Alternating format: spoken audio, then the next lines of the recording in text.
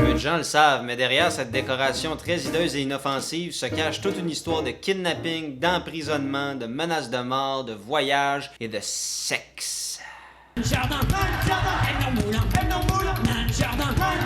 Bienvenue aux infos so utiles.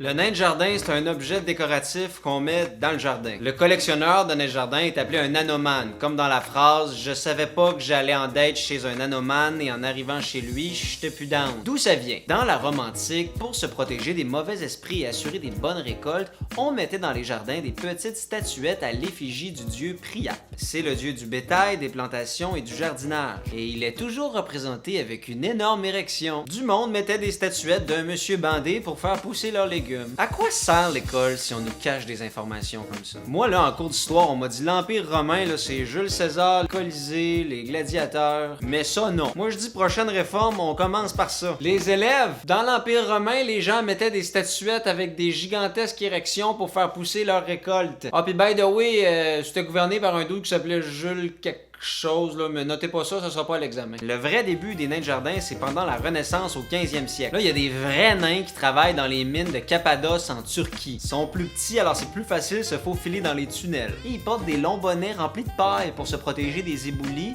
Le haut était rembourré avec de la paille ou de la mousse. Ça leur évitait de se faire mal lorsqu'ils se cognaient la tête dans les galeries de mines. Avec des vêtements colorés pour pouvoir mieux se repérer dans la noirceur. Ceux qui exploitent les mines, dans le fond, pour les protéger, ben, ils sculptent des petites statuettes à leur image pour leur porter chance. Fait que là, le monde autour de ces mines-là, ils ont jamais vu de nain de leur vie, puis là, à un moment donné, ils voient des personnes de petite taille sortir de la terre, puis sont comme « What the fuck, qu'est-ce que c'est ça? » Surgis de nulle part, versés dans l'alchimie, ces hommes passent pour des suppôts de Satan. On raconte qu'ils utilisent la magie noire pour déterrer des trésors. Et c'est comme ça que les gnomes magiques s'inscrivent dans le folklore européen. Et là, en Italie, au 16e siècle, on est dans le mouvement artistique grotesque et les gens mettent dans leur jardin des petites statuettes appelées les gobis. Les genres de bossus pas clairs. Le gobi le plus connu, ce serait le Fontana del Bacino en 1560. Parce que qu'est-ce qu'un beau jardin sans un vieux monsieur tout nu joufflu de petite taille qui chevauche une tortue? Non, mais on change pas une recette gagnante. Fait que finalement, l'humain met des affaires fuckées dans son jardin depuis un bout. En 1872, en Allemagne, ouvre la première usine de gnomes à l'image du folklore qui a été créé depuis les mines. C'est le pays où les nains de jardin sont le plus appréciés. Il y en aurait 27 millions puis ils en produisent 2 millions par année. Il existe aussi un groupe humoristique appelé le Front de libération des nains de jardin. Depuis 1996, ils kidnappent des nains de jardin pour aller les libérer dans leur état naturel, la forêt. Des dizaines de nains de jardin se sont volatilisés. Dans la région de Montpellier, eh bien, on est victime, certains particuliers sont victimes d'un étrange commando. La nuit dernière, c'est ici, dans la forêt des Couves, que le Front de libération des nains de jardin a relâché ses proies. Avant que le site ferme en 2010, il y avait 192 groupes actifs, 1086 membres et 4246 nains ont été volés. C'est sérieux, il y a déjà eu des peines d'emprisonnement et des amendes. À Saverne, 174 nains ont été saisis dans une cache. Leurs propriétaires viennent à la gendarmerie les reconnaître.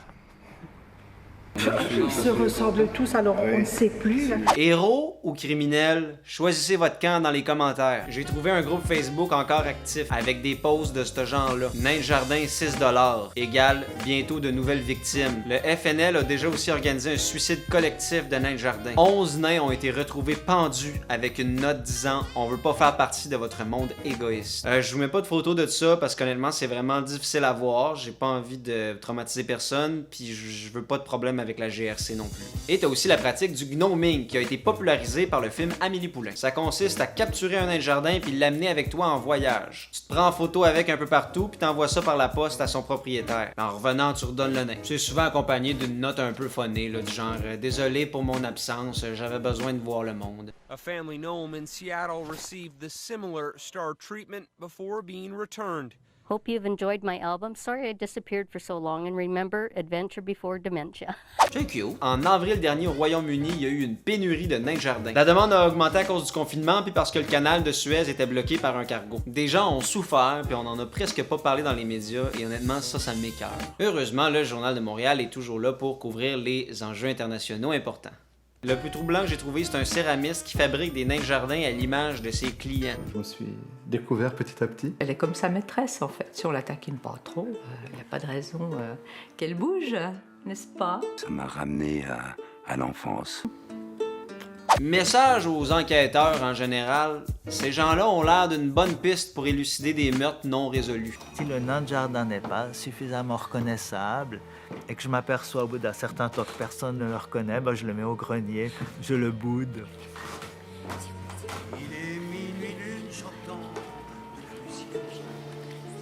Si vous avez ri au moins une fois et appris au moins une affaire, vous pouvez m'encourager en vous abonnant bien sûr, likez la vidéo, partagez-le et laissez un petit commentaire pour booster l'algorithme. Écrivez n'importe quoi, le genre ratou. C'était Dominique Allard, votre vulgarisateur préféré après Charles Tisser. Revenez-moi la semaine prochaine. Alright, on lâche pas tout le monde, la vie n'est qu'un éternel recommencement. En tout cas, ciao.